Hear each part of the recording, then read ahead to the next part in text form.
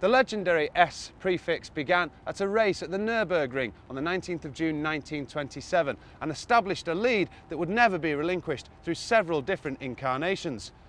The S originally stood for sport, but now simply recognised as the mark of all flagship Mercedes-Benz. Now the S-Class has introduced us to such firsts as airbags, ESP and keyless driving. Now, think Mercedes and you're instantly thrown into a world of refined German majesty. These cars don't just eat the road, they cruise on and on and on. Now Mercedes make big luxury cars very well, maybe better than anybody else, and there's no doubting that today's S-Class is a big luxury car, but it doesn't feel it. Drive this car along country lanes or through the town and it's remarkably nimble. Today's S-Class is smaller than its predecessor, but it does have stronger engines. Even the 2.8 V6, which is the base model, has a fair amount of grunt, and above that there is a 3.7 litre V6, 5 litre V8 and two 500 brake horsepower cars. The supercharged 5.5 V8 AMG is a monster, along with the equally awesome twin-turbo V12. And it pains me to say, even the 3.2 turbo diesel isn't bad. High praise for a diesel in my book.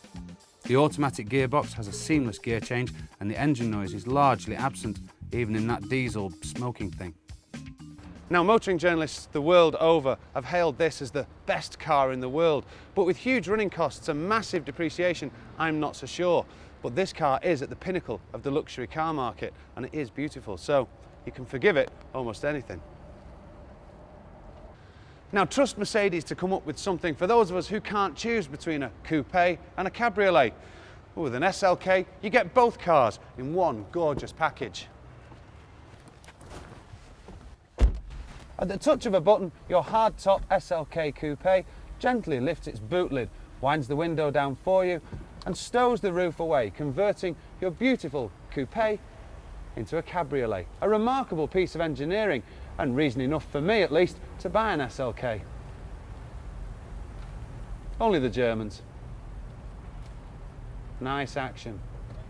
Of course, there are plenty of other reasons why the waiting lists for an SLK have been so long, not least of which is the Mercedes badge on the front, although it looks expensive compared with the BMW Z3, and especially if you delve deeply into the options list, you're assured of cast iron residual values. Sure, it's not the most exciting car in the world to drive, but it is very accomplished. Initially, real sports car enthusiasts were irritated by the lack of a manual gearbox. But Mercedes have sorted that now, and with this, you get a 6-speed.